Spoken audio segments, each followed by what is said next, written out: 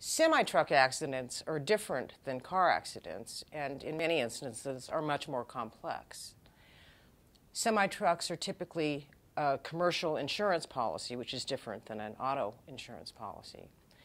There may need to be some investigating.